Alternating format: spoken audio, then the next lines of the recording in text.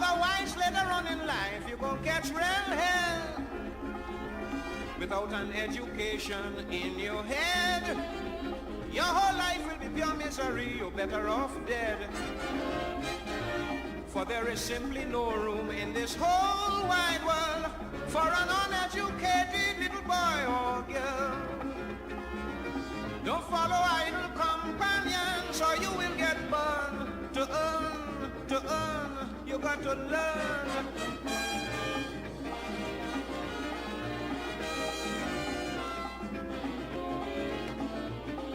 Speaker, we will continue our efforts.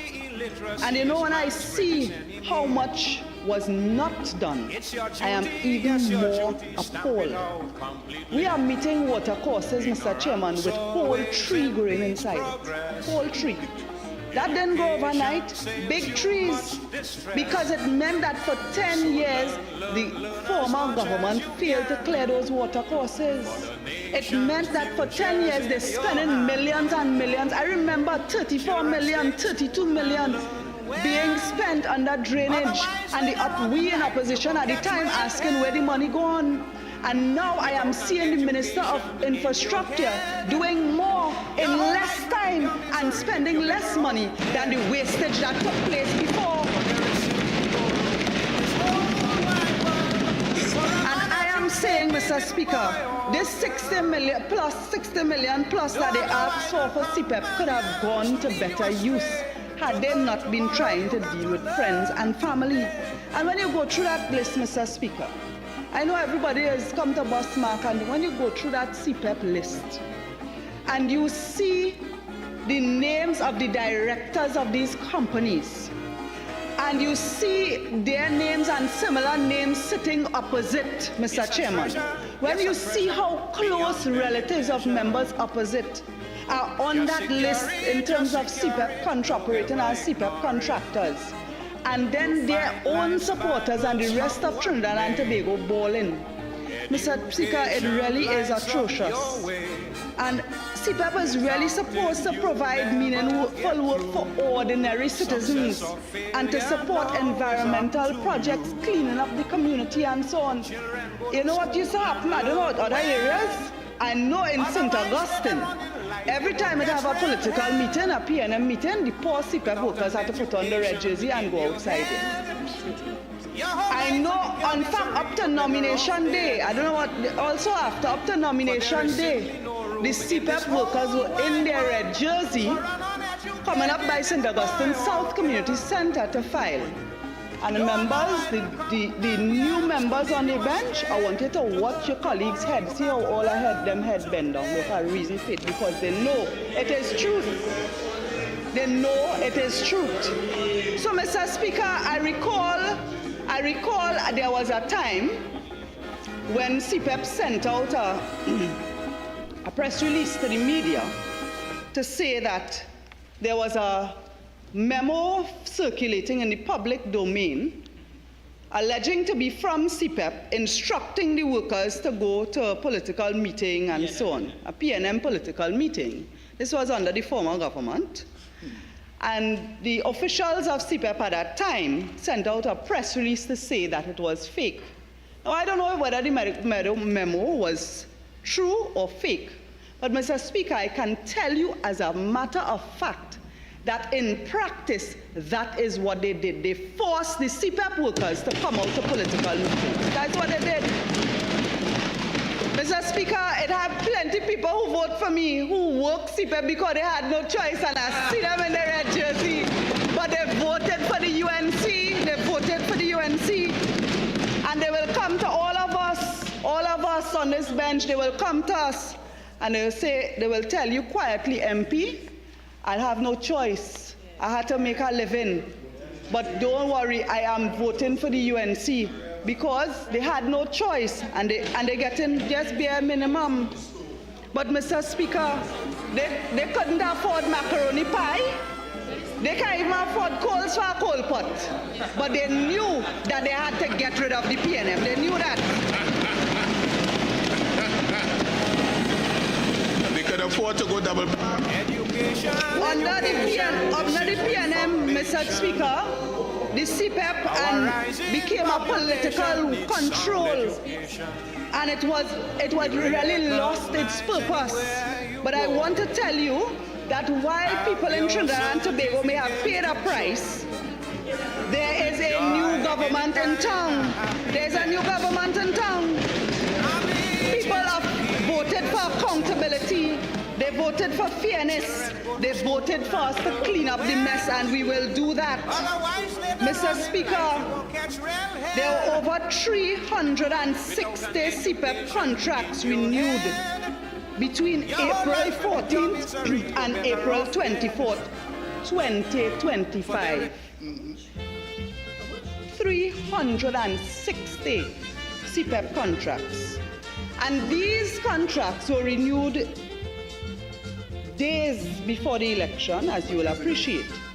But they were done without cabinet approval.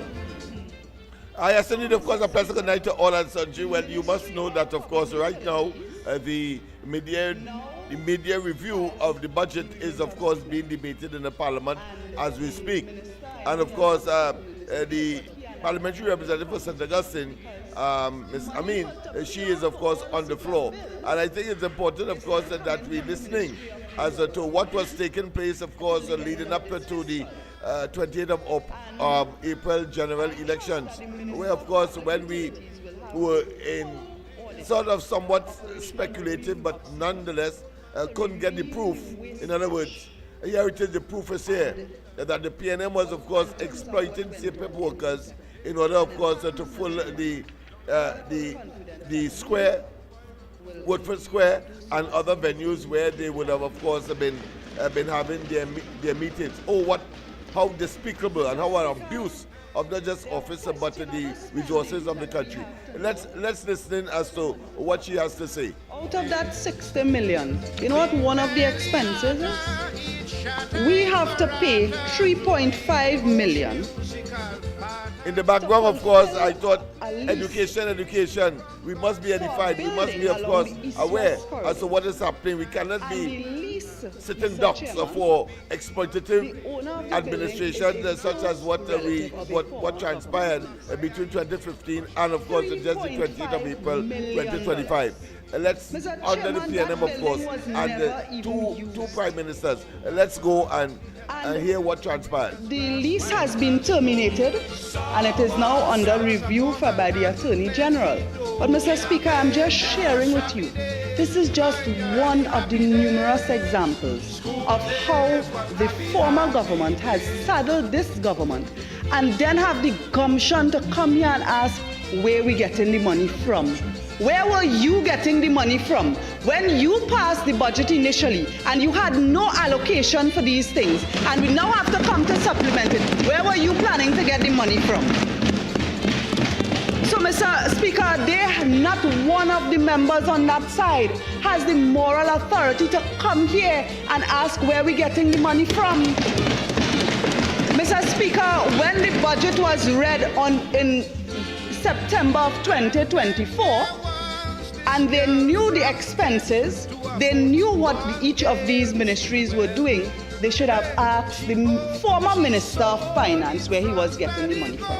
And it is that incompetence, that failure to plan, that we on this side are fixing, and we have to fix more, and we will fix it, Mr. Chairman, Mr. President, Mr. Speaker, we will fix it. Mr.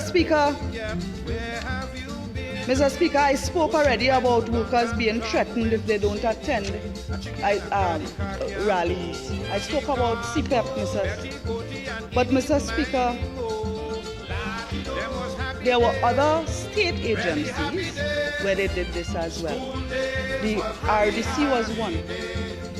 The RDC had in it the Reforestation program. This Reforestation program, Mr. Speaker, was supposed to plant trees in forested areas, particularly along the northern range. It is a whole environmental trust in terms of preserving the environment, preserving the hills, putting back trees where you had fires, bushfires and so on. And if done right, it could have a positive impact in terms of flood mitigation. You would slow the runoff and this type of things. We had a conference recently where Trinidad and Tobago hosted a conference on climate change. And we have all these things going on. And instead of utilizing the millions of dollars allocated to the reforestation program, you know what they do, Mr. Speaker? They make it into a program where they will use it for political mobilization, political gain. There were workers who had to go into maxis provided by the companies on the instructions of their contractor. These contractors were getting between $45,000 and $50,000 a month to employ the workers to plant trees. Mr. Speaker, given the amount of money they spend, I would really like to know how much tree they're planting. Mr. Speaker, all of us in Trinidad and Tobago want to know value for money. And if your mandate is to plant trees in terms of reforestation, you must have some accountability in terms of where the trees went, where the trees gone, what is the value for money? And just as the CPEP workers were, the reforestation workers were also forced to attend rallies or lose their jobs. I remember... Of course, we are listening to what is happening in the Parliament as we speak. I think that is important, and of course, we must be edified into these matters because the opportunity will come again to choose a government, and you must be, of course, without doubt, to, of course, make certain that the PNM is never again be, of course, allowed to be in office to abuse our resources and our people.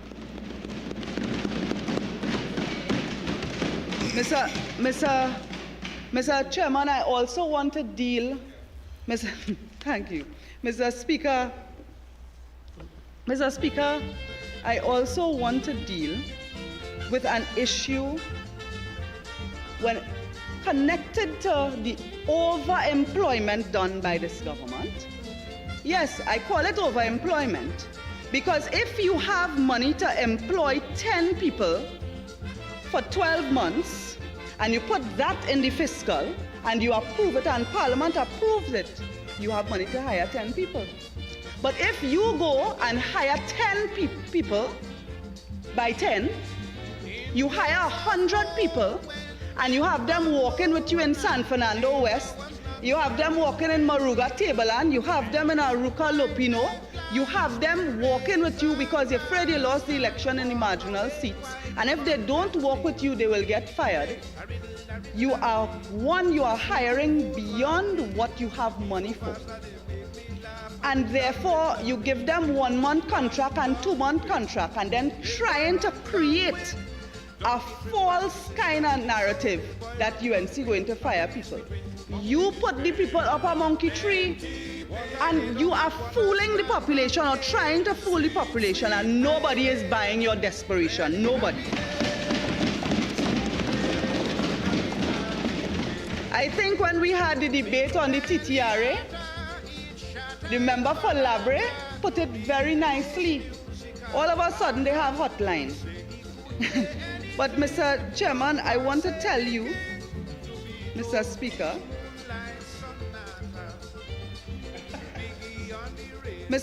that fear-mongering will not work. The population will not be fooled. And just as we see clearly the PNM has lost its way, when they were in government, nothing was working. I WhatsApp the hotline. You know the hotline not working, Mr. Mr. Speaker.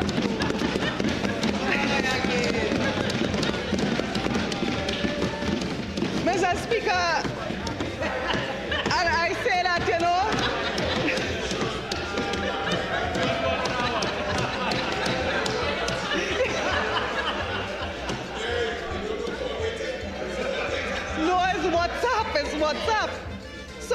Chairman, certainly there is a need now for the UNC to clean up the PNM's mess.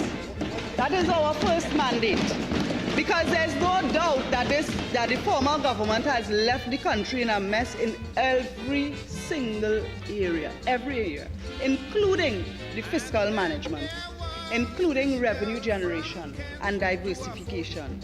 And to hear members opposite all of a sudden have a voice and want to advise this Minister of Finance about revenue, and I wonder if they used to advise the Martin Northeast in the former regime. I wonder when they were appointed in his ministry if they ever had a say in the budget. 1 more minute. You have 1 more minute of regular time, member. Thank you, and I will take my additional time as well, Mr. Speaker. I suspect you will ask for it, and if it's asked for, it's granted. Thank you so much for granting me. Mr. Speaker, they are brave now because they have no consequences. But I remember sitting on that side and watching on this side, and there was a member for San Fernando East who could not squeak when it come to finance. And today he have all the advice in the world. So I am so sorry with all his brilliant suggestions that the member for Diego Martin Northeast did not see it fit to take you on at the time, sir. I'm so sorry for you. But I also want to tell you that the advice that you are giving now, you can still feel free to try for Diego Martin Northeast to listen to you. But on this side, we don't need that advice, sir. We don't need your advice. That's okay. I know you are just bubbling with great ideas, and unfortunately, nobody over there took you on. But Mr. Speaker, this government, in addition to having a full audit, I want to take this opportunity to give a level of reassurance to the real workers. I'm not talking about the political contractors and the corrupt practices that will be removed under this PNM. I'm talking about under this UNC government. We will protect real workers. And I want them to know that they have nothing to be afraid of under this UNC government. Mr. Speaker, CPEP will once again serve communities, not political parties and PNM friends and financiers. Mr. Speaker, the other major allocation in this supplementary had to go towards what you call back pay, essentially, for councillors. So the Salary Review Commission increased I don't even want to call it a salary, it's a wage. The amount, the remuneration for councillors, local government councillors, really is so small. It's a stipend, actually. It really is a stipend, you're correct. And for quite some time, there has been a lot of advocacy to increase their stipend, but they are also considered part-time. Many of them, and many UNC councillors, are full-time councillors on their own decision, but it really is a part-time position. Now, I remember every time there's a local government election, the members of the PNM suddenly have the nicest things to propose for local government. And you know what happens? Promises never materialize. Never materialize. Since I was a councillor in 2003, I remember Ms. Hazel Manning was the minister under that time, during that time. And I recall there being public consultation and people going down there and giving their ideas. And up to today, do you know, Mr. Chairman, that the only meaningful reform in local government came under Kamala Persad-Bissessar as Prime Minister? And for the first time, you had proportional representation. For the first time in the country's electoral process, you had that provision that allowed all the men to be selected by proportional representation. And that is why we still have that system today. But other than that, you know what is the only other legislative change that was brought about. They up and down the country, they pay a lot of money for local government reform, town meetings and so on. They bring a whole piece of legislation. And the one section of that they proclaimed was a section to change the term of a councillor from 3 years to 4 years because they wanted to postpone the election because they're afraid they'd get elected. That's the only reason they wanted to postpone it. Do you know that there is a proposed clause, Mr. Speaker, that dealt with the remuneration for councillors? And I remember arguing vehemently against this, but they passed it still. And it essentially said that the remuneration for aldermen, councillors, mayors will be determined by the minister with responsibility for finance in consultation with the chief personnel officer. And Mr. Speaker, I felt that no minister should have that prerogative. No politician should decide on other politicians. But nonetheless, they were in charge and they passed the thing, they passed the bill. They never proclaimed it. Yes, President Knight.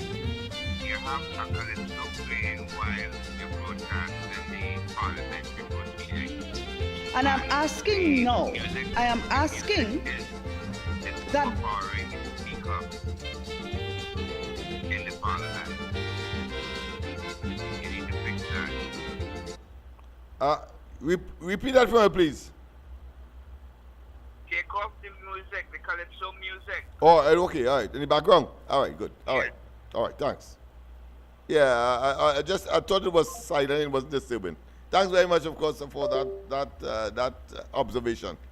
So let me, right. So let me, I was requested, there was a request of me to take off the music, so I'll take off the music in the background. Must account to the population because the Salary Review Commission has put forward this, the new salaries for our councillors, and I see they get a little increase, but Mr. Speaker, having been a councillor myself and even now as a Minister of Rural Development and Local Government, seeing our councillors out there, I believe that they deserve this salary increase. In fact, they deserve more. Because the UNC have councillors that is work, The UNC councillors is real work. So, Mr. Chairman, that supplementation, Mr. Speaker, that supplementation was justified. The set of money this UNC government has to approve has to be to clean up the PNM's mess. Mr. Speaker, but on the other hand, I am elated that the people of Trinidad and Tobago has been freed of this burden that was hanging around their neck. That the people of Trinidad and Tobago has made a decision. And I want to tell you that we on this side, Trinidad and Tobago, we will not let you down. And I also want the members opposite, and particularly the newer members who might be more sincere of heart because you don't have cocoa in the sun, I want you to open your eyes and look at find the evidence yourself. The evidence is all around you. Because there are many people who, just like you, were staunch PNM supporters. There are people who only saw red. But when the truth hit them, and they realized they had to tighten their belt till it reached their neck and they're hanging by a noose. When they realized that other people eating the fat off the land and they had to suffer. When they realized that they are facing crime and poor health care and poor roads, and others are just a small group of select PNM people enjoying it, they realized that they had no choice because they were not there to make a decision only for themselves, but for their children. And therefore, you too will see it, and you too will go through your disappointment with the PNM. But, Mr. Speaker, I tell you, for Trinidad and Tobago, there is hope. There is the United National Congress and Kamla Persad-Bissessar as Prime Minister. I thank you. St. Anne's East.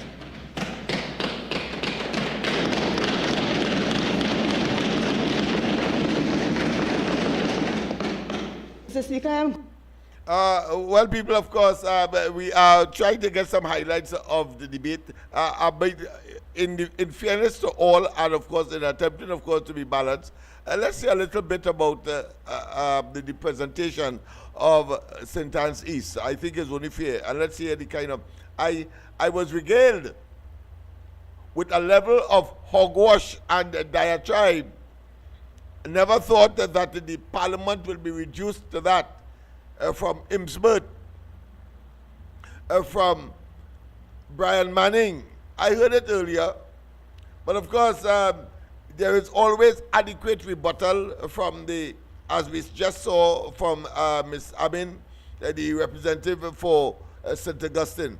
But to be fair, let's hear what the former Minister of Education and now, of course, a representative for St. Anne's East had to say in terms of her own rebuttal to the rebuttal to the rebuttal to the rebuttal to the rebuttal. Let's hear what they have to say, because it's amazing. And it's important, of course, that we make the... and as remember, of course, that tonight topic is about education, and we are going to, of course, focus on that a little longer, a little more later down in the program. But let's hear what she has to say. And of course, if you wish, and don't feel you are interrupting anything, including her, if you want to make your calls and give your... and make your contributions, all right? I have no difficulty with that.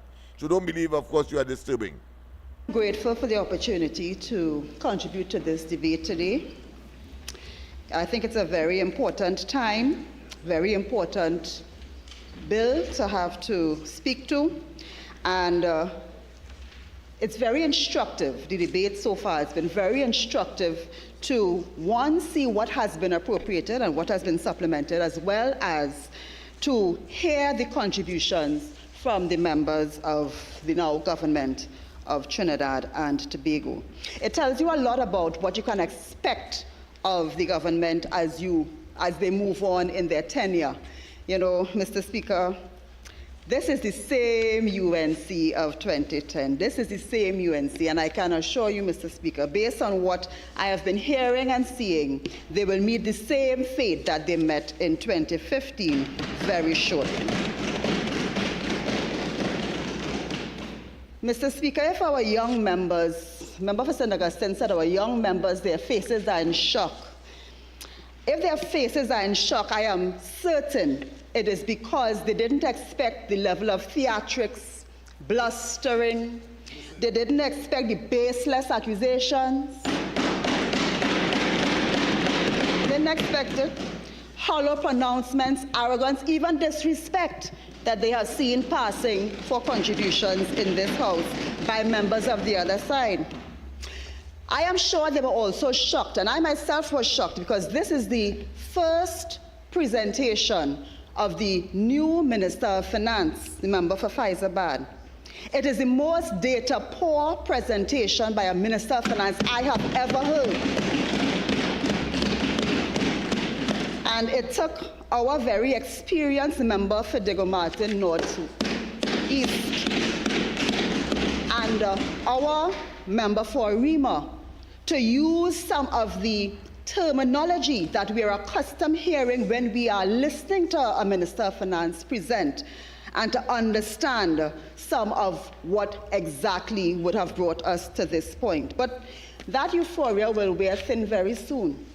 And the UNC will have to settle down to the reality. They are the government, and government is more than just posturing. Government is more than just making hollow accusations. It's more than working from home. It's about doing the business of the people of Trinidad and Tobago. It's more than just busting mark. Remember, for Barataria San Juan stood and bust mark after mark after mark, had to be battered into place by the members of this bench. Imagine casting aspersions on $1 billion used in legal fees over 10 years, when under the tenure of the UNC, in 5 years, more than that was used. That is a poor excuse for contributions, and I'm hoping that as we go forward, this improves as we move on with this government. The UNC has led a merry chorus in the House. First, it was the economy crash, ad nauseum. Then it changed now to there's a shortfall in the budget, and that's why they have to come back to be able to cover the expenditure. I looked at data relating to countries where the economy crashed. And it was really interesting to me to understand what I was seeing here in Trinidad and Tobago, comparing that with other countries where economies crashed. Because here we are, it's ludicrous that we are actually standing in the parliament discussing a 3.1 billion increase to our annual budget with only 3 months to go to the end of the fiscal. And we are saying our economy crashed. Clearly, our country has a lot of money to spend within the next 3 months. We can't be saying an economy crash is a shortfall because the public servants are waiting patiently to start their negotiations at 10%, not so? In this appropriation bill, we are approving over $200 million in increases and back pay for government staff, including the UNC parliamentarians, in this very report that we're debating here. So how are we discussing crash, shortfall, and that type of expenditure? In a crash, banks fold. In a crash, property begins to sell for nothing like dog cheap. Where in Trinidad and Tobago is that taking place? So I can understand why the talk has changed from crash. The Heritage and Stabilization Fund stands at over $6 billion today in Trinidad and Tobago due to the proper fiscal management of the PNM government. That's not an economy that's crashed. I noticed how studiously it was avoided. The fact that the economy in Trinidad and Tobago registered growth in 2022, 2023, 2024, and is projected growth in 2025. Studiously avoided saying all of that to add to this narrative. We have the lowest water rates, electricity rates for many countries in the world. So no evidence of a crash. And so the story changed now to a shortfall. Where's the evidence of that even?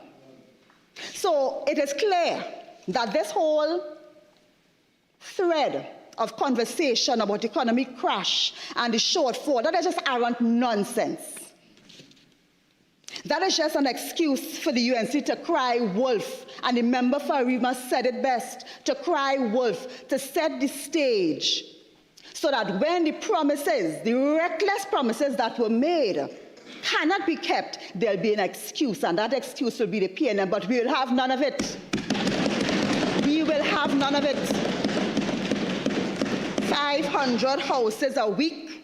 What did you say? 500 houses a week. Where are the 1,000? I look forward to the answer to that question in this house. 10% starting negotiation for the public servants, waiting for that too. That's 26,000 houses a year. 26,000 houses a year. Already moves made to cut the revenue streams of the TCRNA and the property tax. I left a page free, Mr. Speaker.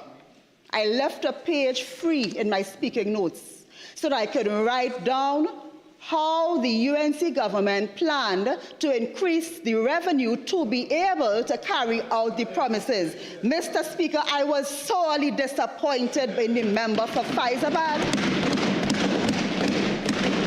My page had to stay blank because there was nothing, absolutely vacuous.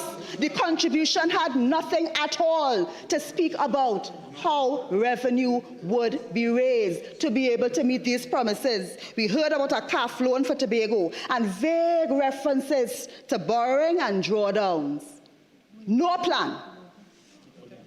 No plan for increasing the revenue. Underprepared. You had 10 years you were waiting in the wilderness. You arrive at this point with no plan to deal with governance.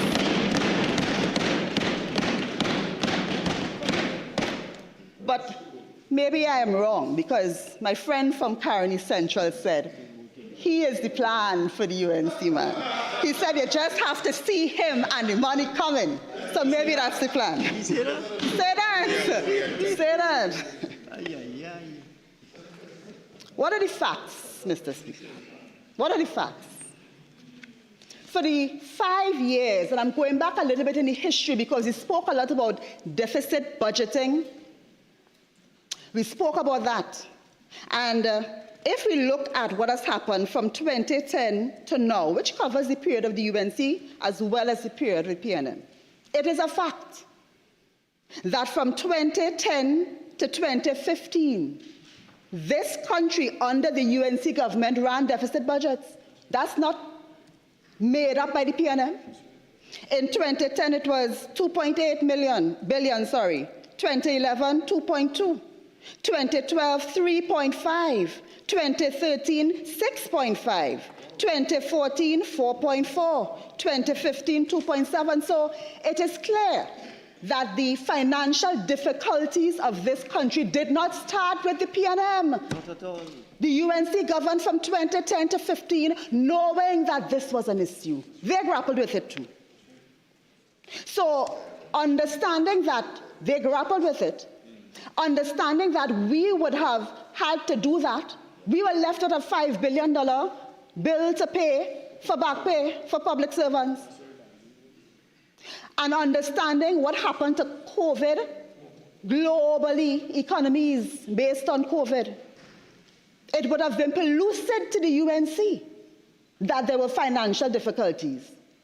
Trinidad and Tobago is not alone. Many countries.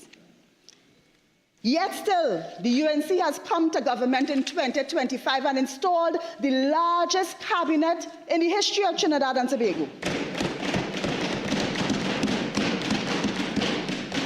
The UNC has come to this parliament to increase the deficit to 9.67 billion, even more than predicted. When the Minister of Finance, member for Faizabad, spoke today, he gave the figure. That at least he gave. 9.67 billion. And the back pay ain't come yet, Mr. Speaker. So when we include the back pay, which starts at what? 10% minimum. What is the condition of the deficit that the people of Trinidad and Tobago are going to be made to bear based on the decisions of a government that ought to have known and did know that this country was facing financial difficulty? Yet still, stood on platforms convincing people that irresponsible promises could be made and could be kept. And now is here to try to insinuate that it is the fault of the PNM because the PNM crashed the economy. The PNM left a shortfall. That is disingenuous and irresponsible of the UNC. The supplementation in the report that we are discussing is mainly for recurrent expenditure, 2.86 billion.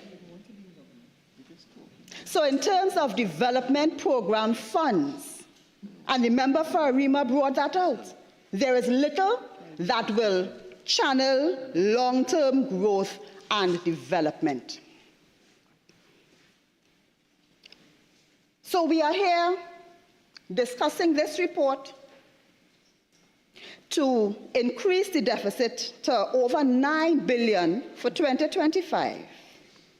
And I cast my mind back to Monday's sitting, where we went line by line and examined the supplementation. Mr. Speaker, minister after minister sat in the committee and seemed clueless about what they were bringing here for us to discuss.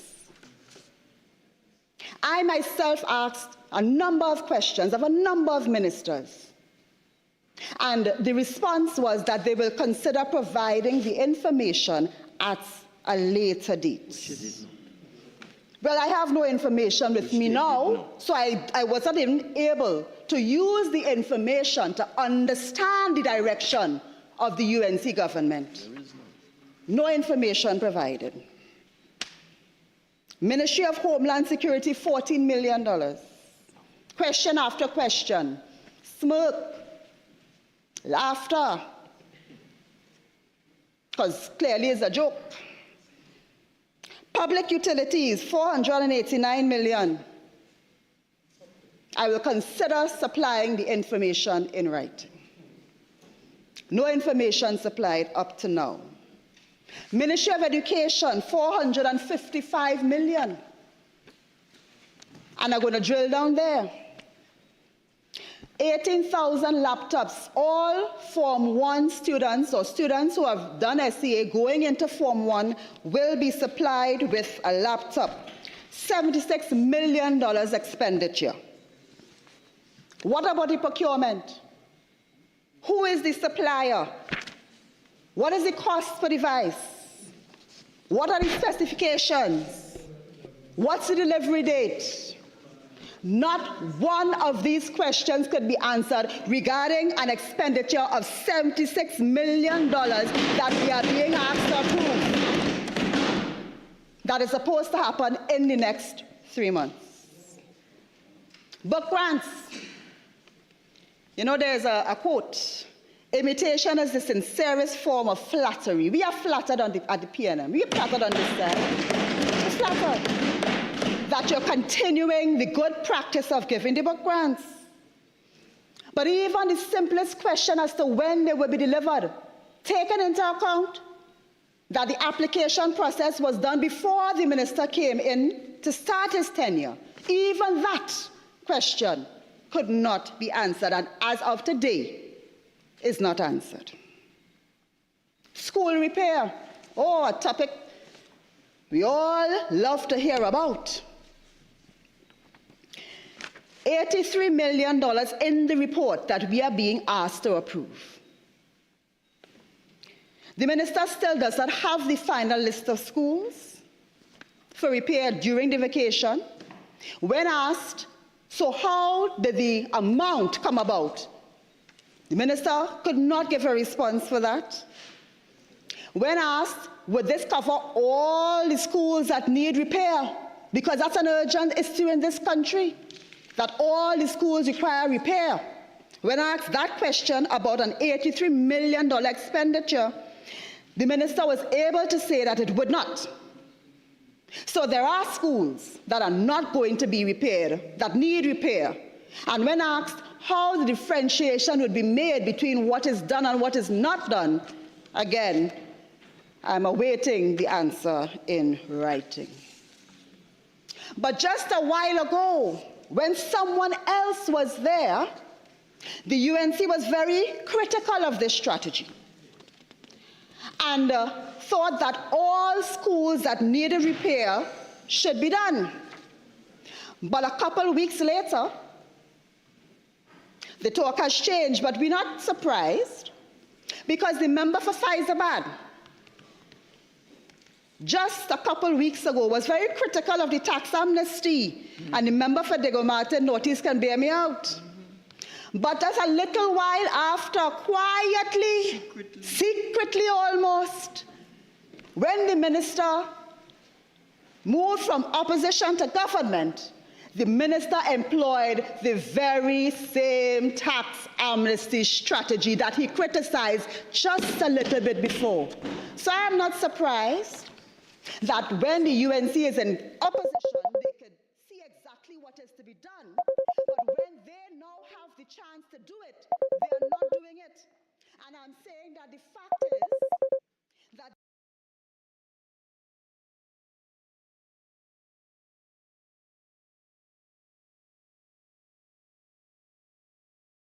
Call back. Sorry about that.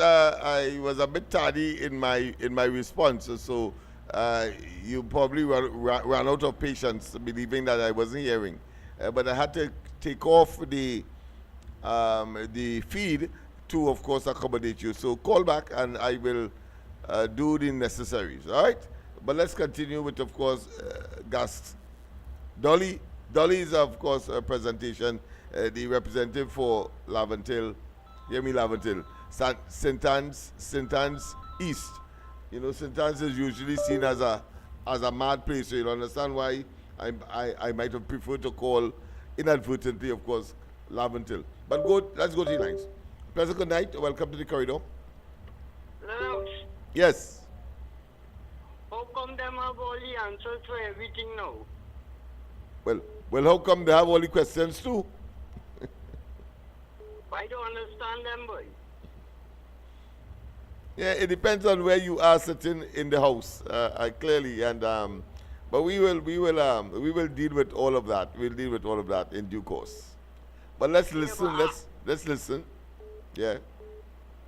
If ask the Prime Minister to ask the opposition leader how much he values in house court, eh?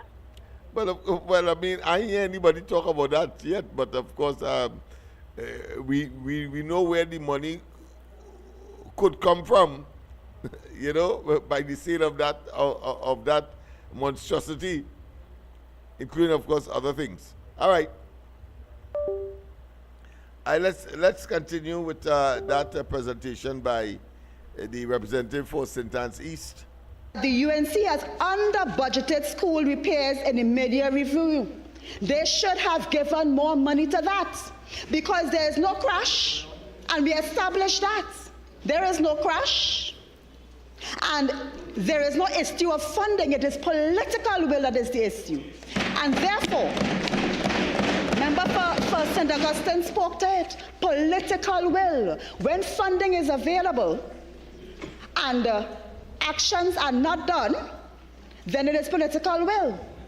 And therefore, if the UNC could have been so critical of the fact that priority had to be placed in school repair, and at the time when the UNC was in opposition, they were sure that all schools could be fixed, then when it is your chance now, you are governing now, and you have the power to fix all of them. And when I asked the minister, I made sure to ask, because I wanted to understand that the UNC was doing as they said. And it was clear that if there's one thing the minister was sure about, was that they were under budgeting the school repairs. Stand here today and say that the PNM under budgeted and that's why there's a shortfall. You are doing the same thing, and you are the government now. You should be doing better. The UNC knew. The UNC knew that schools were an issue, because in 2012, Tutor condemned the state of schools. 2013, the Express of September 4, 2013, the minister at that time, the UNC minister, said it was an impossible task to repair all schools before the new academic year. In 2014, the Express of September 1, 2014, it said 8 schools did not open at the start of the academic year. The UNC has been grappling with this problem. You wouldn't have believed it in the last 10 years, because they acted as though they did not understand the difficulty, when the difficulty existed since then. So now that the UNC is back in government with an opportunity to do better, why did they under-budget school repairs? The UNC must stop making excuses. Take charge of the situation. When you're in government, it's more than just posturing, photo ops. It is hard work, hard decisions, and there is no shortfall. There is no economic crash. The funding is available, and therefore, it is political will that is lacking on the UNC side. The PNM took this nation through the decline that was caused by COVID. The UNC was very quick to tell the population that the PNM was not being truthful. We held spotlights on the economy. The minister at that time, the member for Diego Martin Northeast, faced the population. The Honorable Prime Minister at that time, speaking about the difficulties, and every single time, the UNC in opposition at the time was always very cynical and very much in disbelief. Yet the UNC in government now wants us to believe that they don't have the funds to do what is required. No, No evidence of a crash. Evidence of growth in this economy. That is what the data shows, not the PNM data. Data from the IMF, data from the central bank. So there is enough to do what is required. And I'm disappointed that the UNC does not have the political will to walk the talk.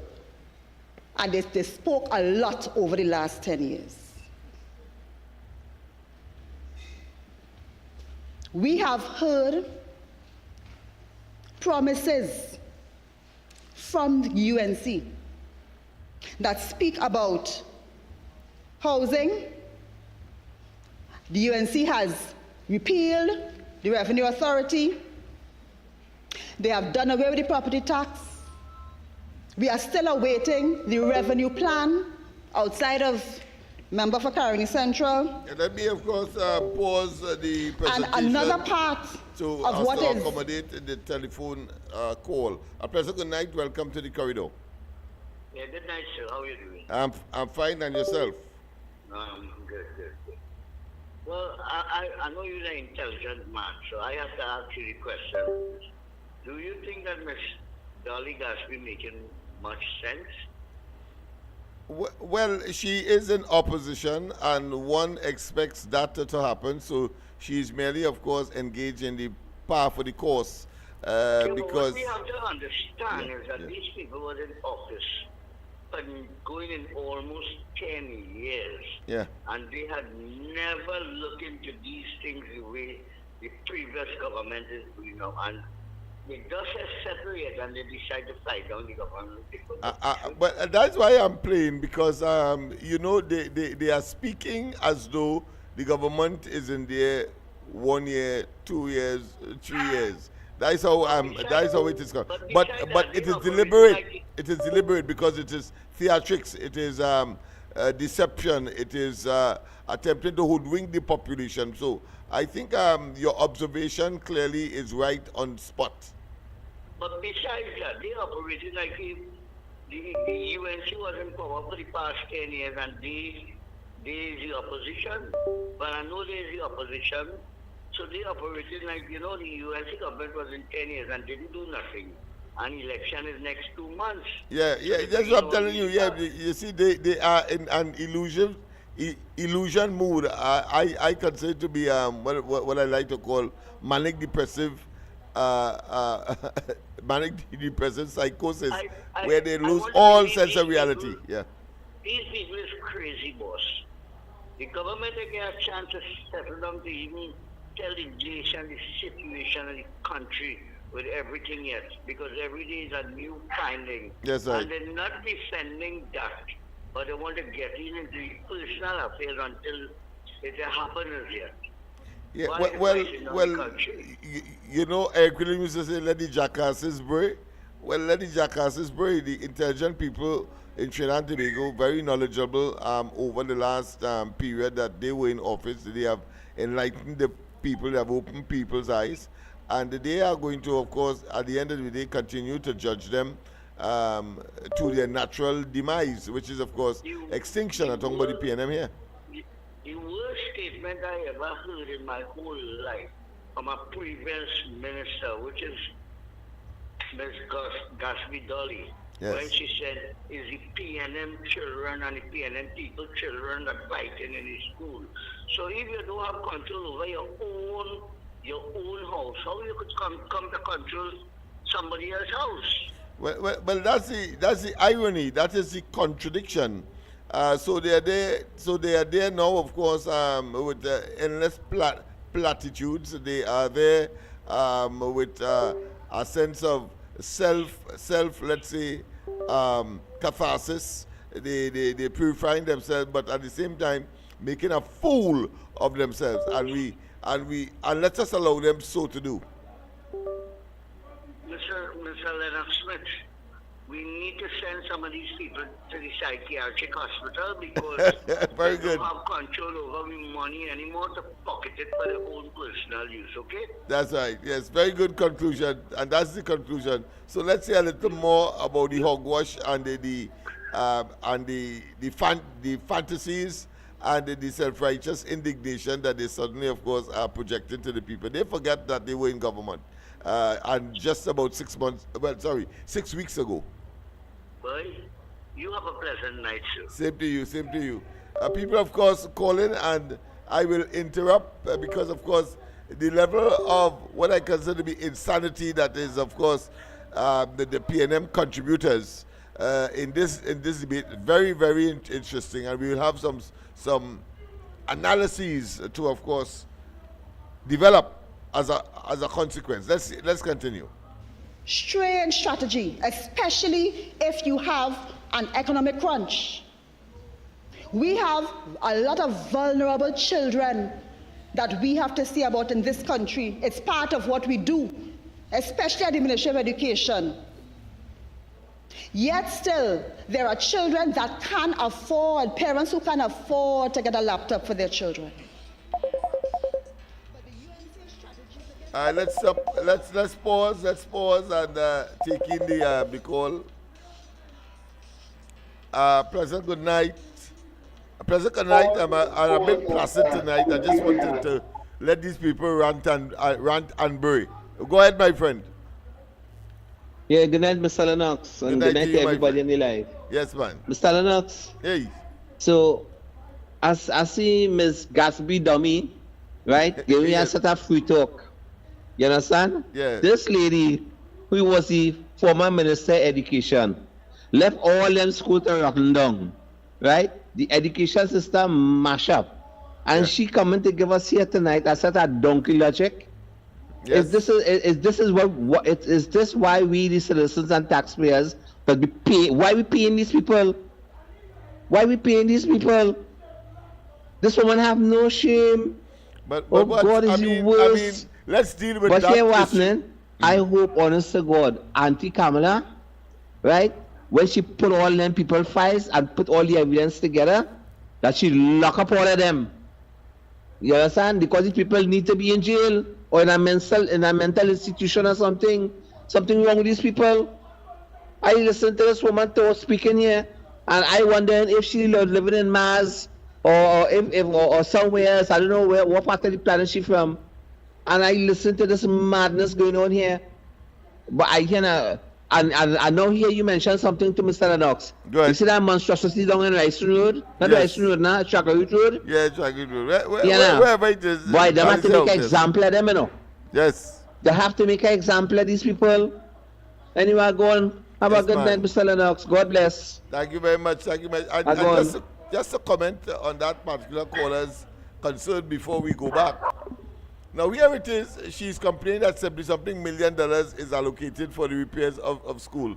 They just come out of office. Why it is you had to spend $70-something million? And she is now saying that, and asking if it's for all the schools. So, doesn't she understand that this is 6 weeks, one? And two, how much more schools were left in disrepair? How much more schools? Gatsby Dolly, you being the minister, you should playing the ass and making an ass of yourself. That's what is happening. You should be shamed and just don't make a contribution. I hope she take all the time that is allotted to the typical, of course, speaker that is making a presentation in the House I'm talking about. Not the speaker of the House per se. Let's go to the line. A pleasant good night. Hey. You hear me good? You hear me good? Yeah, hearing you loud and clear. Right, your last caller said the right thing. Yes, of course. There people belong in a mental institution, boy. Of course. Eh? The amount of crap I hear them talk today. Yeah, $70-something million allocated for school repair. Why so much? And then you vex because the money does not represent all of the schools, and you believe you have a point. It's mad people we didn't able to shoot by. It has to be mad people. I never see that. George Jones say he take 10 years to learn something. 10 years? But it look as though them want to take all of the UNC time to learn how to govern. But of course, well, we don't mind. once they remain where they are in opposition or in extinction. But go ahead. Lennox, if a man, if he walks into a private company for a job, and he say it will take him about 10 years to get a handle on it, Yeah. he going back out through the front door the same way, you know. Yeah. The same way he come in, the same way he going back out. He had no shame on. Yeah? Yeah. Let me tell you something, Lennox. It's just like with either you know or you ain't know. And them ain't know. Well, I wanted to learn to whistle with my fingers. You know, your two fingers whistle hard. You hear me? Yeah, go ahead, yes. I had a partner, I say, watch me, I want to learn how to whistle with my finger like you did. Yeah. And he tell me straight, you're going to take care about 3 days. Show me what to do, and keep doing this, and after 3 days, he will go come. Okay. And he will come. Then I become one of the best whistlers in the business. I hear you. I could have whistled with one finger after that. So either you know or you ain't know, Lennox. You may know. And the next thing, a liar, you just always forget. You remember when we talk about how much is $1 billion, $1,000 million? Yes, yes. And we say you line up 1 million people on the road and give them $1,000 each. Right. 20 million? Yeah. What you must say the next day? He said, but we only spent $361 million.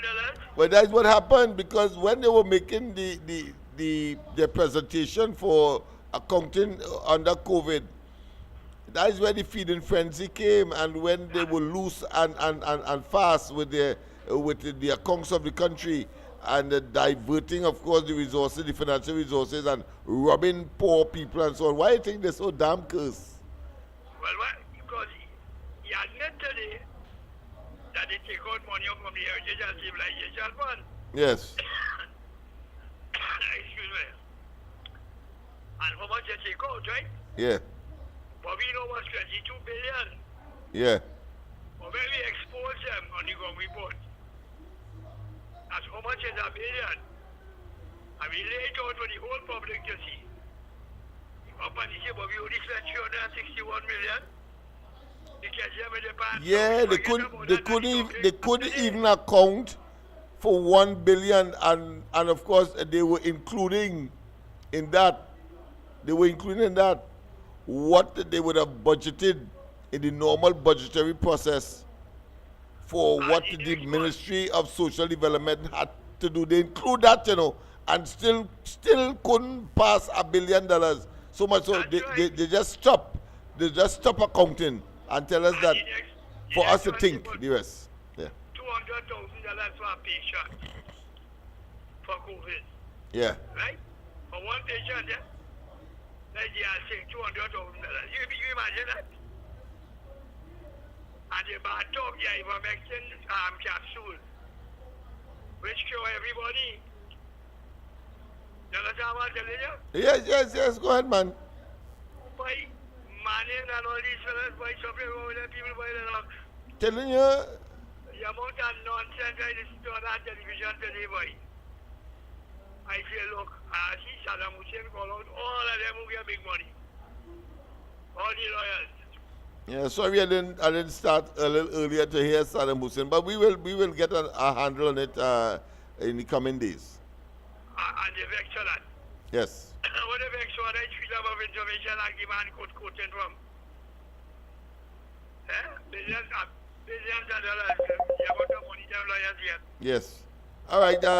We have some other calls. So. Yeah, so yeah, okay. Yes. That straight case. It's a bunch of mad people. Mad people, yes, man. Yeah, manic depressive psychosis. All right, thanks. President, good night. Welcome to the corridor. Welcome to the corridor. Thanks very much. Family. All right, okay, cool. All right, let's go again. President, good night. Welcome to the corridor. Good night, Professor Lennox. This is Diego Martin in the house. Yes, man. Just speak a little louder, that's all. Go ahead. This fella they call the Duen, a.k.a. former Prime Minister. Yes. If people listen to him, he threw the law firm that was representing him under the bus because he knew he was getting handed over to the privilege committee to put a judgment on him. But listen to what he did to that law firm. I didn't get the name of the law firm. I'm talking about the Rohini something against him. Somebody, I think was in the BIR.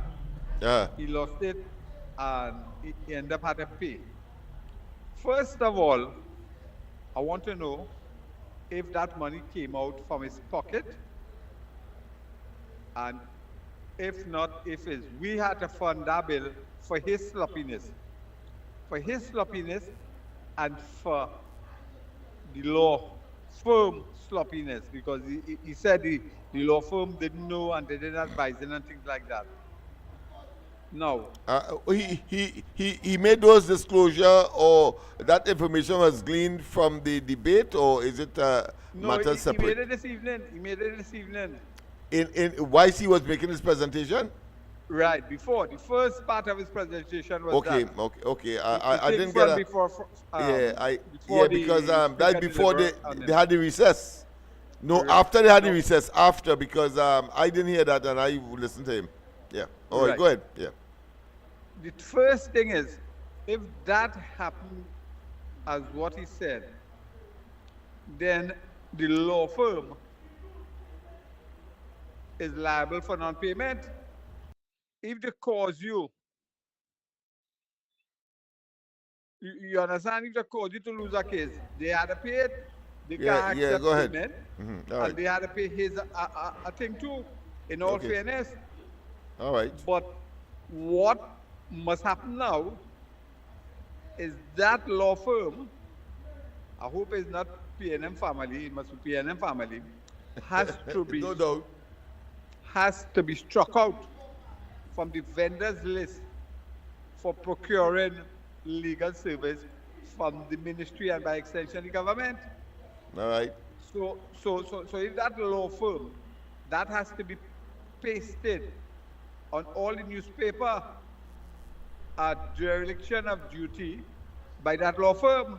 Go back and listen to how we threw that thing. I'm going to do it. Yeah. Because he read the letter and he attached the copy where the law firm apologized to him. You understand? Yeah. So how they vetted that law firm is questionable. The law firm didn't give him proper legal representation. They were sloppy, another issue. And then we taxpayers have to fund it. So if that actually occurred, that law firm doesn't know they solved. The second issue, I think I raised it at Ground Report this morning and I raised it at another program. The central bank governor, what did he use? What due diligence he used to procure the services of BDO? Yeah, BBO, yes. I read that and I was astonished, but go ahead. Right, the current external auditors. Auditor, yes. And in what circumstance? At least he claimed that the Auditor General refused, and that gave him the opportunity to, of course, go outside. And I wonder if that is so, because we have not heard from the... Yeah, we still have to get the cost. Yeah, but we have not heard from the Auditor General her side of things, so we await that. But go ahead. Right, but you know your boy from the Martin like to dig up butcher. Yes. On investigating BDO, BDO has a nexus with an auditing firm that collapsed, the biggest auditing scandal in the world. Enron. They are based. Incidentally, they are based in the UK. Is it the UK? No longer exists. Oh, it no longer exists. I see. Okay, go ahead. Since the Enron scandal caused it to collapse. Oh, I see. But just before it collapsed, BDO bought out or acquired a number of Arthur Anderson companies throughout the world. I see. So they were an integral part of the culture of Arthur Anderson, and you're taking over some of those people. So you know what culture you're bringing into your organization. Yes, yes, yes. And I am thinking outside the box, outside the window of the CB governor.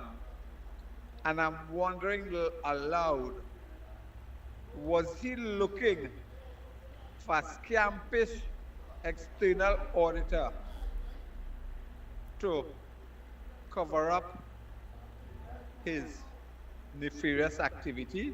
Because that is what BDO do in the Enron scandal, you know. The auditing was all over this place.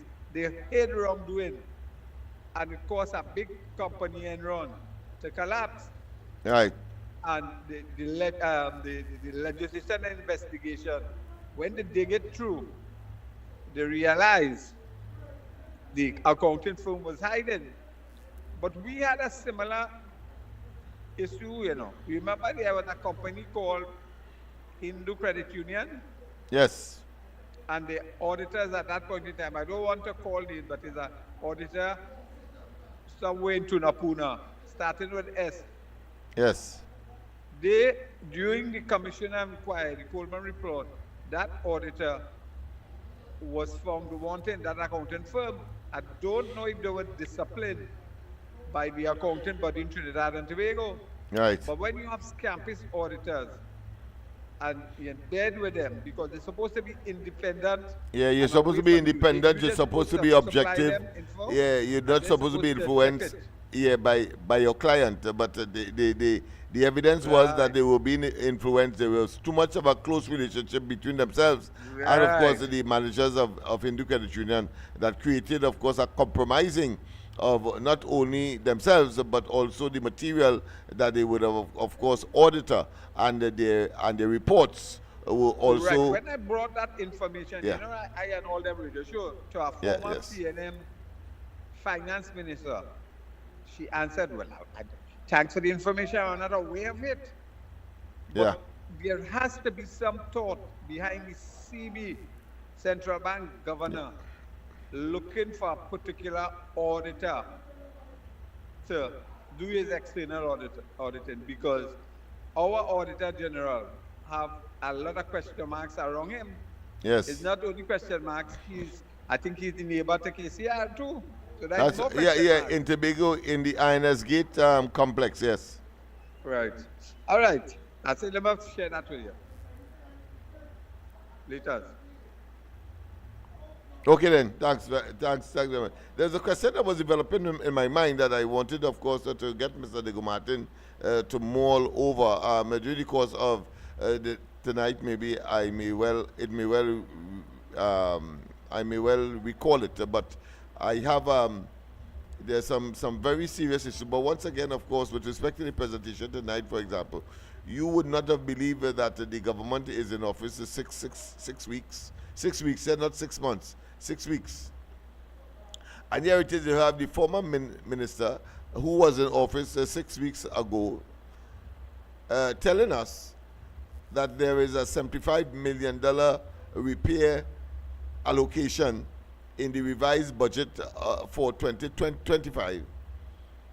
And she doesn't understand that is a serious indictment on her part, why it is that so much schools have to be repaired, and why it is so much money had to be spent for repairs of school. She doesn't understand that she's shooting herself in both feet.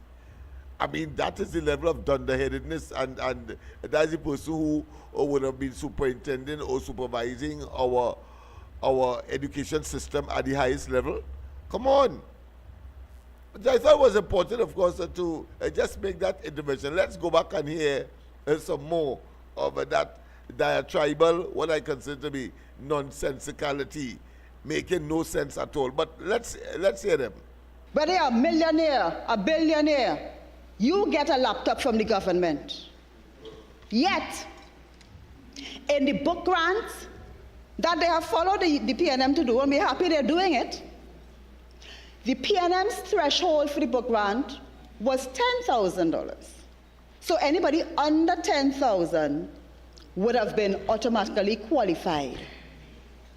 The UNC, and I asked the minister, And the minister said that it was now $8,000.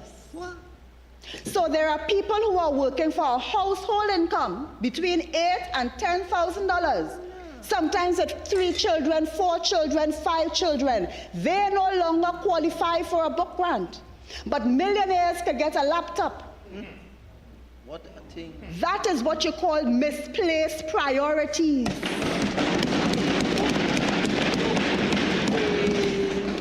And when you say to me that there's a shortfall or there's a crunch, and you are using the money you have available to you in that way, it says to me that, one, either there's no shortfall and no crunch, and you're just spending money how you feel to spend it, or it says that you don't understand what you do and how you govern a country when you have a crunch. And that concerns me more, Mr. Speaker.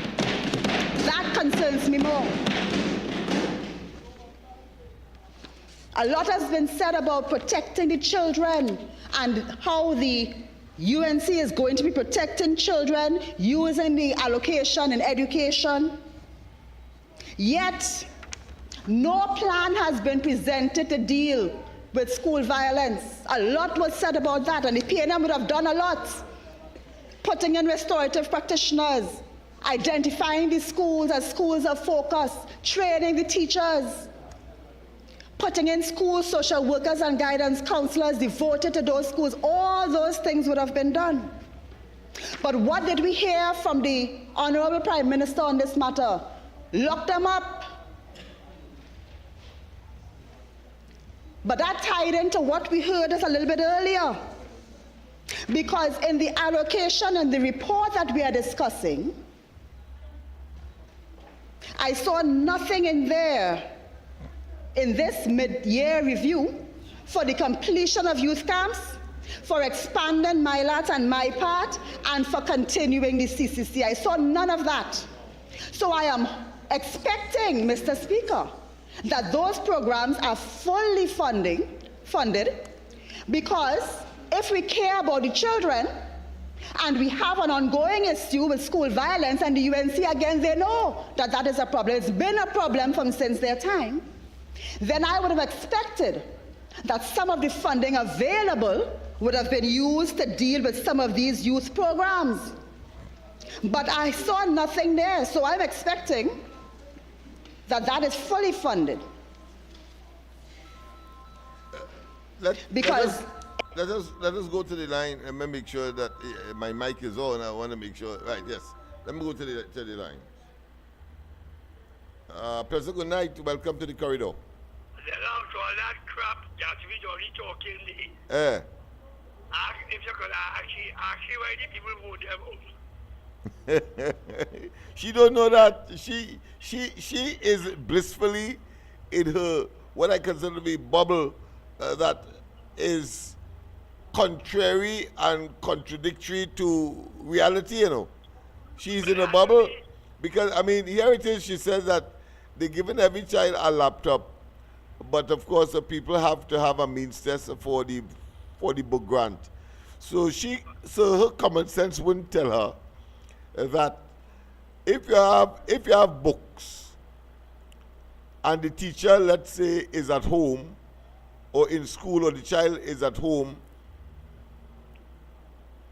and depending on whether or not they are in school, how the book will allow the teacher or the student to communicate with the teacher.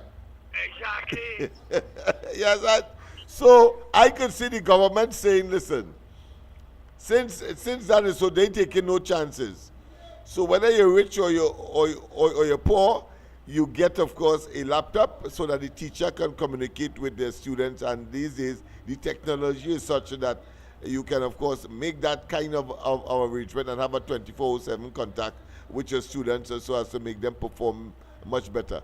How are you doing that? How are you doing that with a textbook or a copybook? I mean, these people need, you should trim all of them. I them one frigging cloud. Something like Rowley. What's better? Yeah. And the next one, man, and when he talk, and him, but, and all of them, the whole bunch, they're talking about property tax. It's only tax, tax, tax. No, but listen, but they're saying that they're accusing the UNC of reneging on their promise. They're anticipating a reneging, they're anticipating a reneging.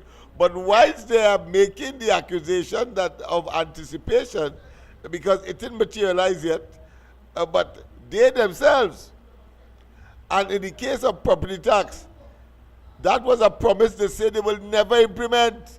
So they're talking as if, well, that is a source of income that the UNC did away with because they made a promise to do away with it. But they too said that they would do away with it and still had the audacity to accuse the UNC of being dishonest and disingenuous. I mean, you have to be a total and absolute compound backside to, of course, be making those kinds of assertions in the face of your own track record. But watch me. All she needs to do, or Imbot, or any one of them, go and talk to Mariano Brown. Let him educate them, because something goes wrong with the people, boy. All they know about is taxes. If they wanted to protest, right, and they wanted to make an argument, they don't have to open their mouths, because it removes all doubts as to their level of ignoramus and education and dotishness and self-serving irrational statement. All they have to do is don't talk, just let the process fly until 6 months from now, and then they start to talk, or they talk outside the parliament. But to come there and to talk that way, knowing full well that you're talking boomerang talk, anything you say will turn back and mash you up.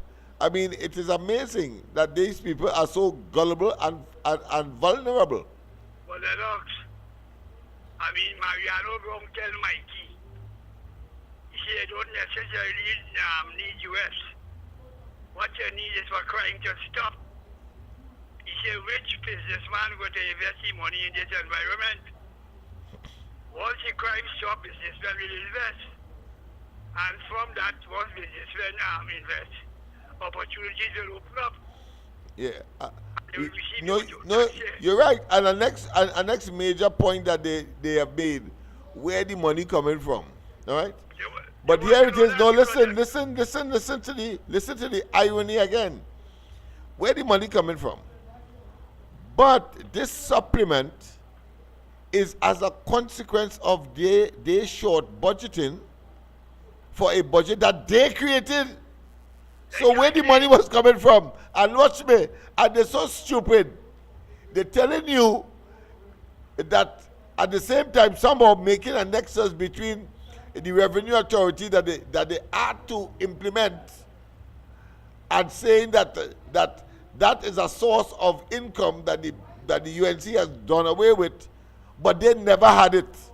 They never had it because it was yet to be implemented. Understand that?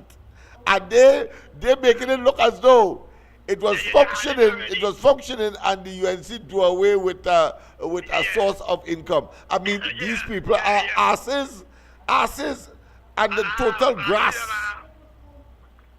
It's as though I was making big money.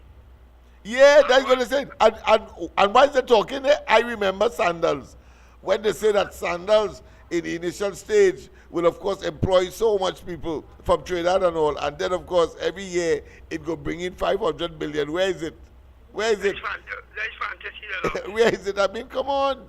I mean, these people, I mean, I don't understand how more brass-faced they could be, and how more stupid they could be, and how more suicidal mentally they are, verbally suicidal, and therefore are totally out of it. They are in total intellectual and cognitive decline. Where do you think was all that, Lennox? The massive quotas so they get them. It could be that. Could be that. So they suffered from all kinds of what I consider to be abstract concussion, because nobody touched them physically, but they have concussion. They bruised and they battered. Yeah. It's like you was drinking Scotch whiskey and now that you grow. I did not get it over. Yeah. Yeah, So like you used to smoke cigars, now you have to smoke cigarettes. yeah, they should just shut up if they really want to protest and say I'm not making any contribution to this budget, because it has so much opportunity for them to, of course, be embarrassed, and yet still they're taking it. They're going ahead as if they didn't care about being embarrassed. But I have another caller, so later. Yes, okay. Yes, yes. Good night. Hey. Hey, yeah. I was trying to call you today, and I wanted to talk to you something personal, but you gotta talk about All right, well, call me after the program now. Call me after the program. Huh? Call me after the program. Okay. Yeah. All right, yeah. Lennox, Yeah. you was a teacher, right? Yes. Okay. Let me ask you a question. Let me take out it back. I come late in the conversation, because I was in the back or somewhere. I didn't have proper signal, So,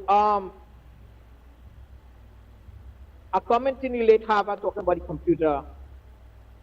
They were talking about computer for the kids and it. Yeah. And what you think of that box? You're a teacher, right? Okay, you're a teacher.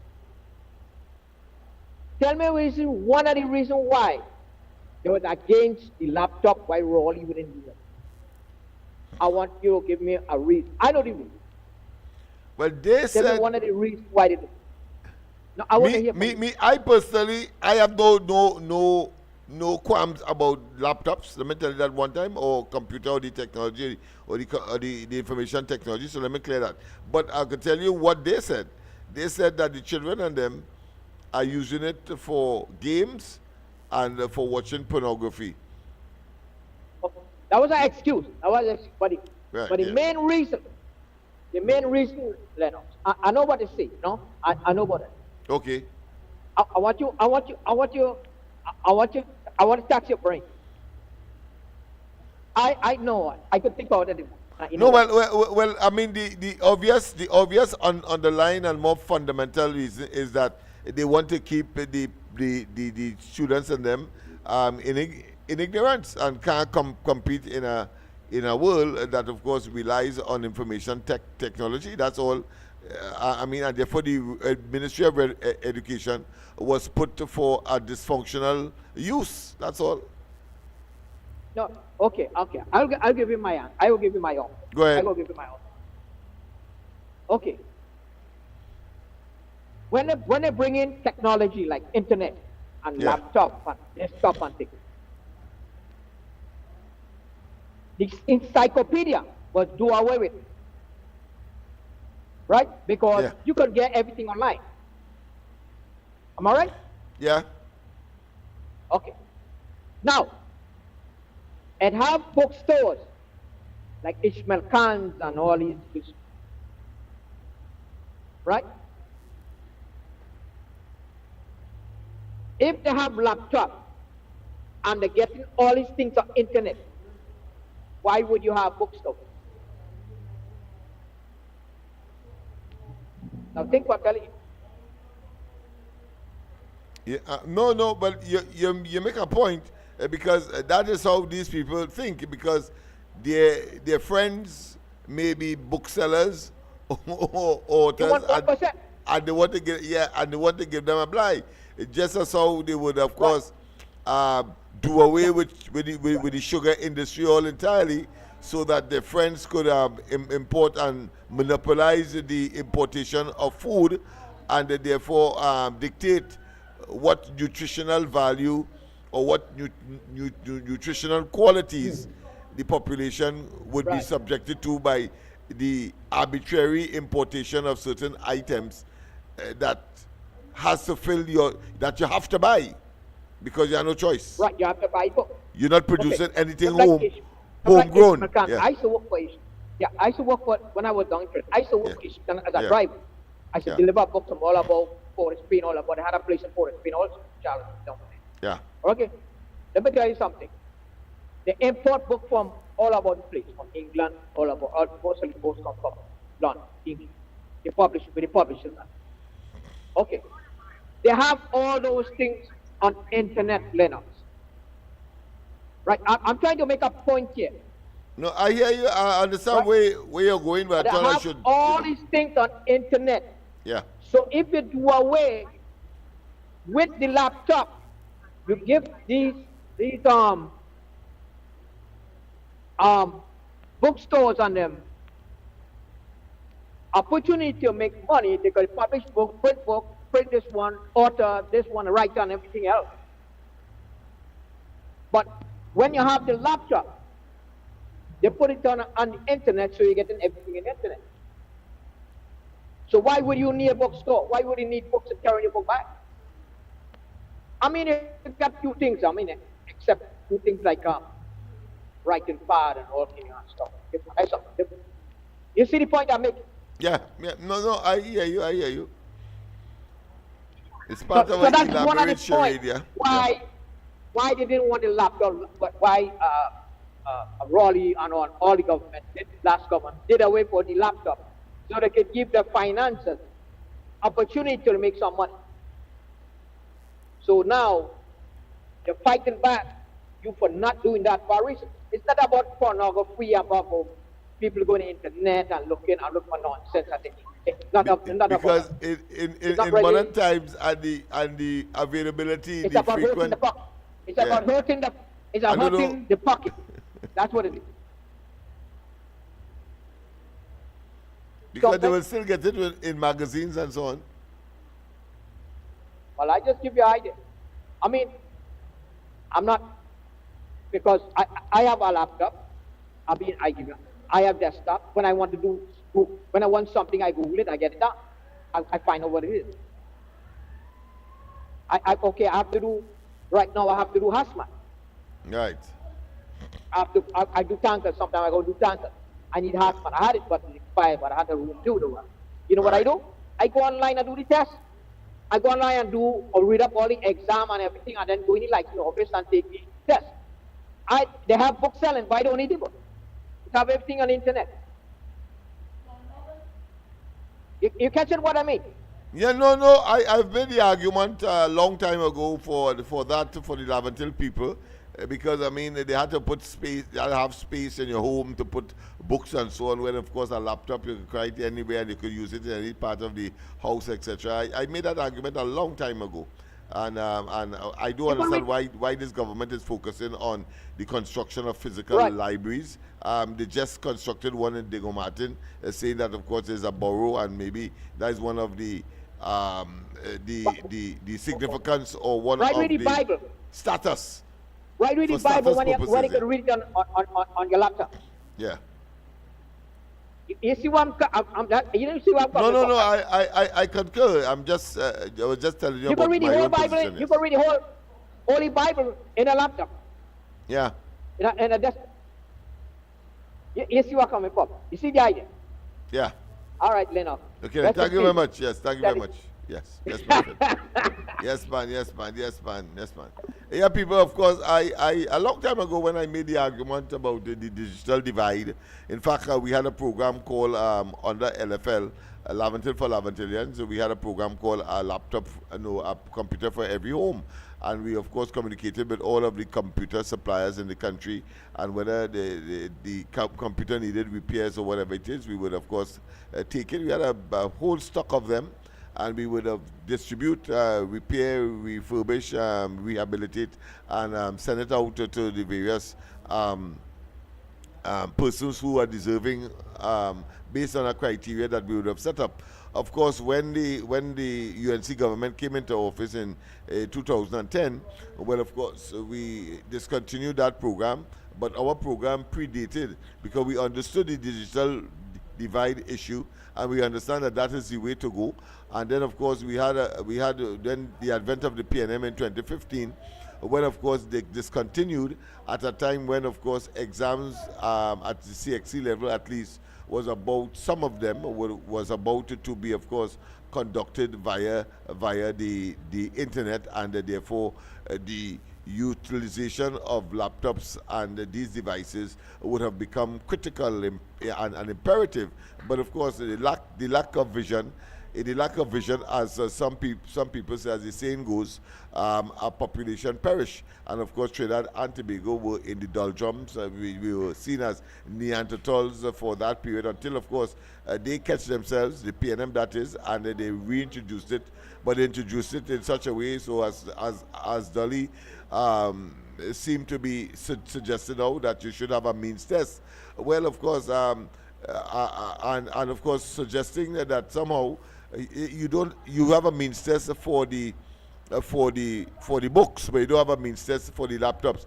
She is so out of it, and she is so what I consider to be acutely dumb that she doesn't understand that you cannot take a textbook and communicate at any time with a student or the student with the teacher.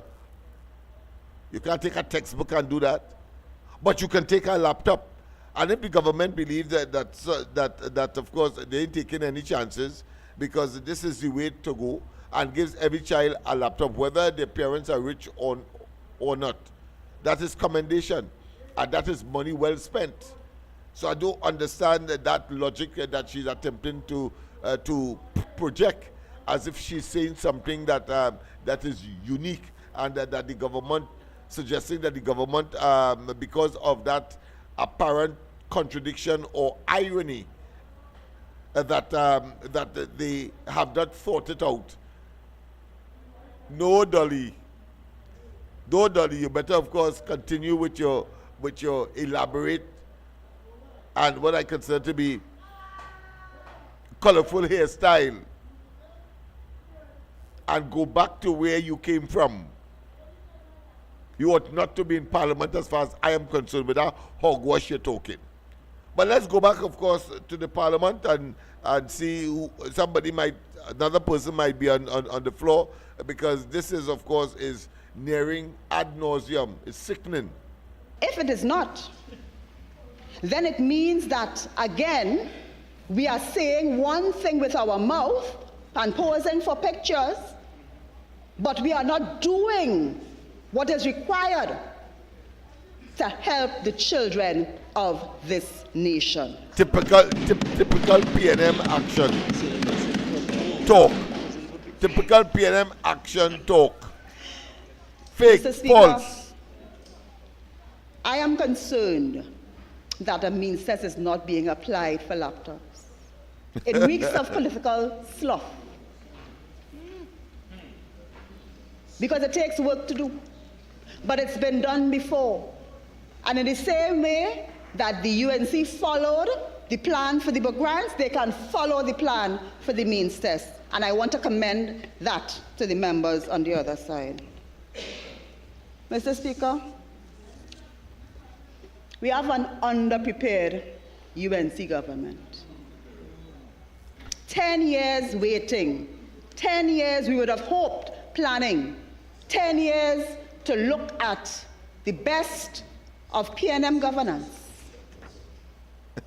I had a pause. This is the epitome, the quintessential madness that, of course, one can bellow and, of course, have to irksomely be accepting, because, of course, other than mashing up your device and wishing that you hit them one clout, at the best of what? PNM management? That is what she really said.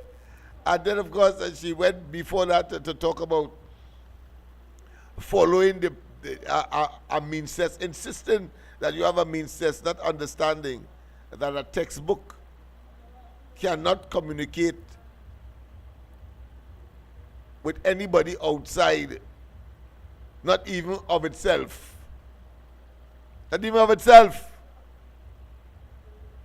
She is telling you that a textbook is similar to a laptop, where you could communicate anytime with a teacher, a student, etc., assignment, etc., and that the textbooks could do that. suggesting that there was no intelligent application as to why there is, of course, a means test for a textbook as opposed to a laptop. And let me tell you this, I suspect that the UNC will have eventually to do away with the textbook program, because that is a waste of time. The laptop, as the caller rightly said, does everything. Anything you want, you get it. On the internet, it's a library. It is, of course, an entertainment center. It is, of course, sports. You want to find medical matters. You want to talk about, of course, geography, going, finding out what is happening in the world. A textbook will not do that, Dolly, because you're sounding as though you are now a total folly. Yes, Dolly, you are a folly. You're talking total nonsense. So the UNC, any recommendation they will have is to do away with the textbooks. That would have been a better recommendation, but it's so stupid and so self-serving, so supercilious, so misplaced in their thinking and their thought patterns, that they didn't see that the textbook has to go and everybody should get, of course, a laptop. They didn't see that. She can't see that. She cannot see it. What you want a textbook for if you have a laptop? What do you want it for? And everything could be downloaded there or uploaded depending on your use or your needs at the time. So people, of course, it's already what 3 minutes to 10 o'clock. Let's hear the remaining parts. I'm not certain if I'll be on tomorrow night, because I told you I want to slow down, because it's really getting to me in terms of my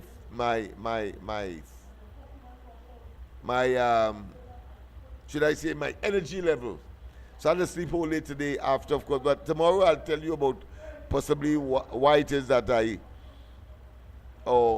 some of the experiences I would have had. Yes, I had another meeting with, of course, one of the ministers today.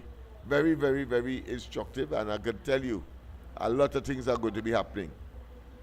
Trinidad and Tobago really can become the Dubai of the West, in spite of the tragedy that is the mismanagement of the PNM in the period that they would have been in office prior to 1986 and after 1986. Prior to, because of course, prior to 1986, they were dominating the political sphere or the political management of Trinidad and Tobago, and that they have, of course, atrociously managed the affairs of the country. Never again. And it's unfortunate that you have, of course, that group of individuals now that clearly have lost their way. But of course, the political leader to be, and of course the leader of the opposition in the lower house have admitted that. So we know, and we're going to talk more about that tomorrow as well. But let's hear Dolly as she continue with her folly. Take what they found good and put in what they wanted to put in, even. But we have arrived at a point where we are 10 years in waiting, and there is still no plan. The plan can't be to make unrealistic promises, like 500 houses a week, a starting increase for public servants of 10%. Yet you decrease the revenue streams. You make no effort to introduce equity into what you are granting in the education sector. And of course, the ultimate, blame the PNM for crashing the economy, for leaving us with a shortfall. That, Mr. Speaker, is unacceptable. The UNC is in the seat. The UNC has to govern And I wonder why this concerted effort to present like there is less available than is actually available for governance. I wonder why. I call on the UNC to settle down to the business of governance. I call on the UNC to go beyond lip service and photo ops and prioritize vulnerable children by indicating when parents can get their book grants so that they can plan for it and they can know they are getting it. That is a courtesy. I call on the UNC to put the threshold for the book grants back to $10,000 and allow more children to get the book grant that vulnerable children need. Mr. Speaker, can I have my extra 15 minutes? Thank you kindly. I call on the UNC, well, let me start over. I call on the UNC to settle down to the business of governing this country. I call on the UNC to go beyond lip service photo ops for Father's Day or any other time and prioritize vulnerable children by indicating when parents can get the book grant. That is important to them. They need to plan. They need to know if they're getting it.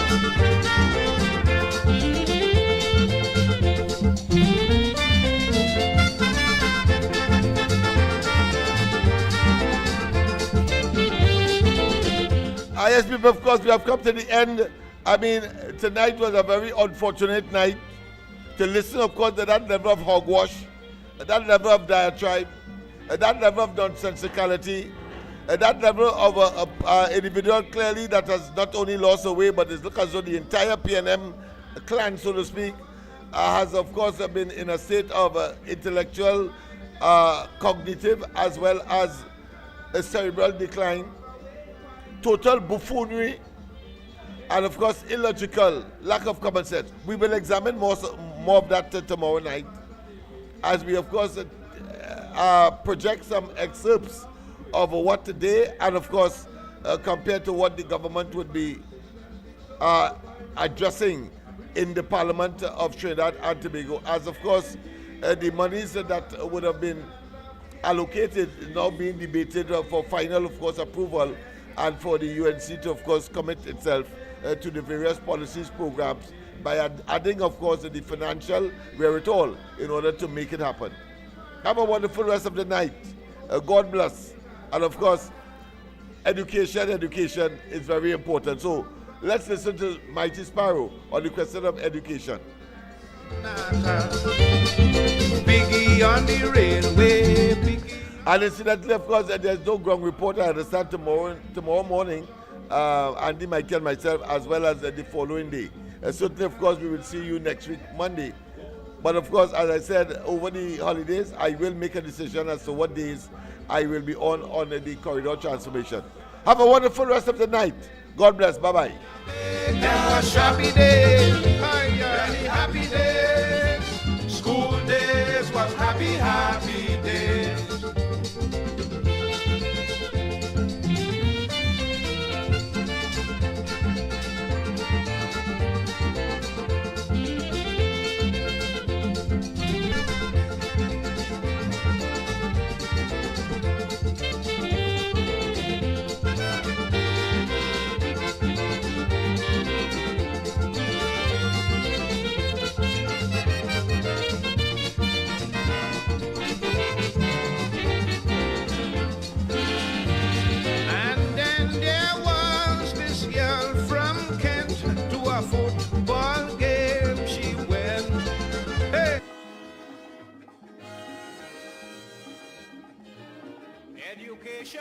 Education, this is the foundation. Our rising population needs sound education to be recognized anywhere you go. Have your certificate to show, to enjoy any kind of happiness. Knowledge is the key to success. Children go to school and learn well. Otherwise, later on in life, you're gonna catch real hell. Without an education in your head, your whole life will be pure misery. You're better off dead. For there is simply no room in this whole wide world for an uneducated little boy or girl. Don't allow idle companions to lead you astray. To earn tomorrow, you got to learn today.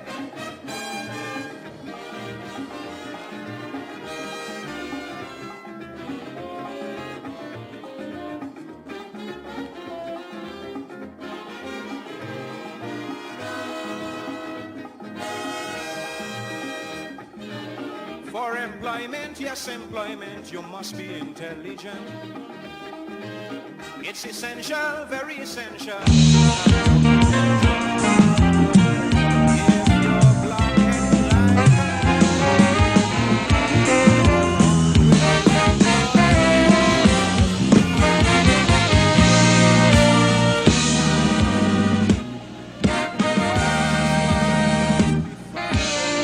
Education, education, this is the foundation. Our rising population needs sound education to be recognized anywhere you go. You gotta have your certificate to show, to enjoy any kind of happiness. Knowledge is the key to success. Children go to school and learn well.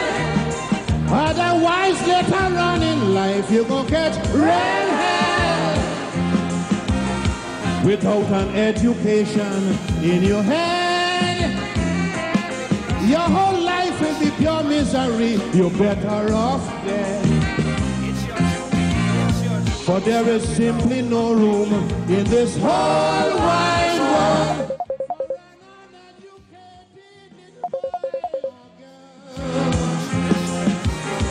Don't allow idle companions.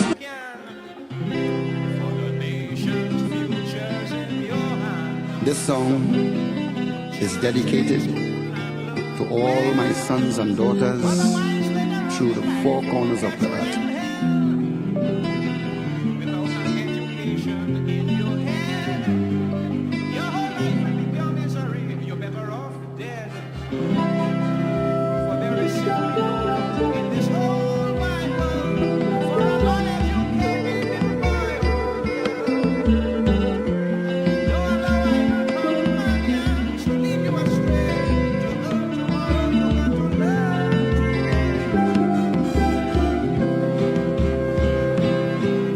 My sons and my daughters, to you I plead. Watch, don't get no horrors, but please take heed. I know you don't want no sermon, but my admonition is to guard you against all the evils of life that create strife and destroy life.